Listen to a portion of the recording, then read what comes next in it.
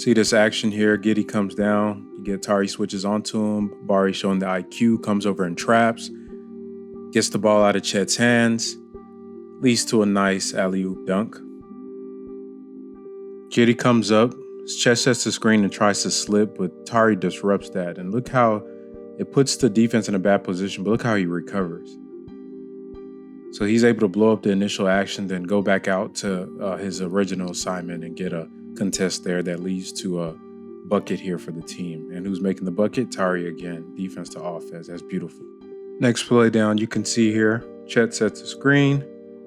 Giddy comes up, another screen, and Chet is doing a good job walling off Gup there. And Giddy doesn't want to shoot this ball. He wants to get this to Chet, but look what Jabari does. Cuts that off. Giddy throws it away.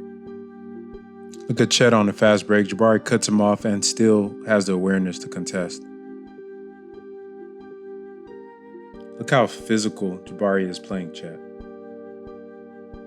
Blows up all their initial actions. Forces a lot of bad turnovers from Giddy. One thing I love about Tari is just his physicality and want to, man. This guy wants it. Guards Giddy, then boxes out, snatches down a rebound on a 7-footer. Here's Tari playing the low.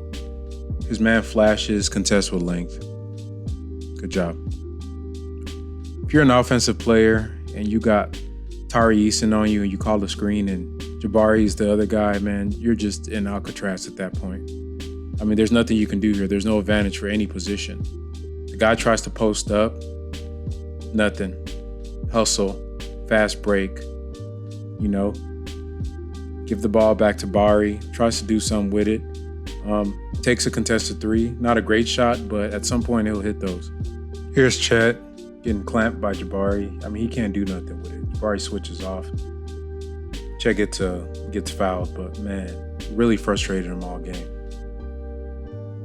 Here's one of the few times Tari makes a mistake. Jabari basically takes Chet out the play right now, but Tari just got to play man on man, stick to his man. But when Jabari comes to help, that dunk is going to be there for Chet. Another time, Jabari one-on-one with Chet, tries to do a couple things, tries to bully him, no buenos. Contested jumper, it's beautiful. Man, look how Jabari just runs down, sets his feet, puts Chet in a straitjacket, and just forces a turnover. That's special.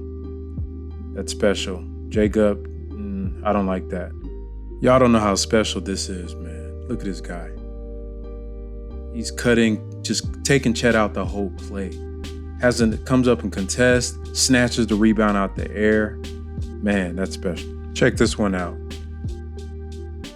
Giddy calls for the screen. Anytime you call for a screen and the guy that you're switching on to you is an elite defender, it kind of just blows up the whole thing because the advantage is for the guard and it just forces them to make passes and you're passing it to a guy that's being guarded by Tari Eason. Great play. Check this one out. Chet gets to the basket and gets blocked by Jabari. That is nuts. 7'2", whatever he is, getting blocked. And check this out. This is what's exciting. Defense to offense. That's going to be there, guys. I wanted to show this clip just to show the versatility of Tari and Bari.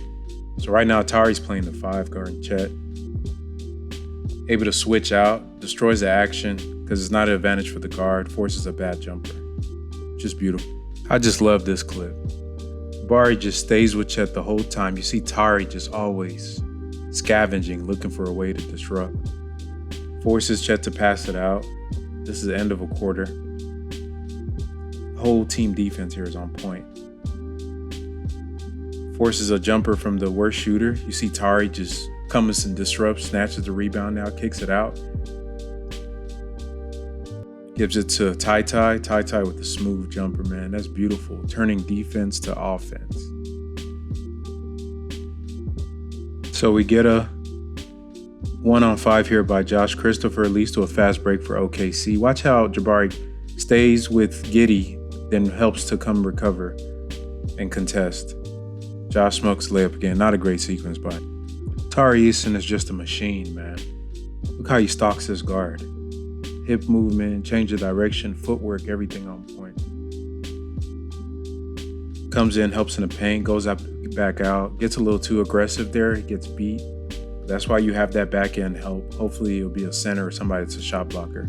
I chose this play just to see an example when Jabari is not the guy being screened on. This is usually what happens. The guard's eyes get big, or whoever the ball handler is, and they go to the basket and score. This wouldn't happen if that was Jabari Smith. He would have passed that. Not to pick on Holmgren, but just to show you guys an example. Now, this play actually ends in a foul, but I just wanted to point it out because with Tari and Bari, even though they're not traditional shot blockers, just having that length on the weak side to come and contest, no easy layups, man. That's exciting. Look at Tari here, just stalking. This dude's like a lion, man. Just has Chet doing all sorts of stuff he doesn't want to do. Chet falls. Tari pushes the pace, 2 feet in the paint, fumbles the ball, kicks it out. Defense to offense, man. That's going to be a theme. Okay, so here, this is the only bucket Chet scores on Jabari in the whole game. Just straight up. And he works for it. Little hook shot. You can't block that on the guy that's 7 foot. Okay, late in the fourth. Game's time to wear it down. Guys are tired. Get a Chet here, gets the ball. They really want to run this pick and roll action with Josh Giddy, but look at that. I call that no bueno. You see those two guys, you ain't doing nothing. So Josh basically just has to make it up on the fly, but luckily for OKC, Jacob falls asleep and gives up open dunk. This is what's exciting to me. When you got Tari and Bari on the 2 best players from the other team, it just neutralizes them. And they resort to letting other guys have to create or do extra things that's out of their games. Like all this, handoffs with Williams, that's not what they wanted.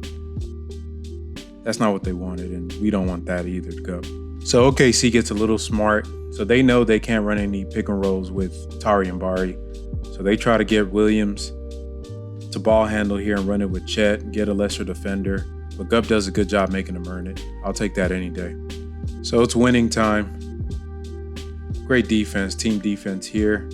Jabari jumps on the ball, calls a timeout, just smart. Awareness, tired, close game. Calls a timeout. One thing I love about this, look how Tari picks him up. Says some not so nice words to him when he's picking him up, if you were listening to the broadcast. But, man, these guys are ballers, man. This is what it's about. This is championship. This is winning. I'll take this any day over dropping 30. We got guys that can drop 30. This is what the Rockets have been missing. That's how you win games.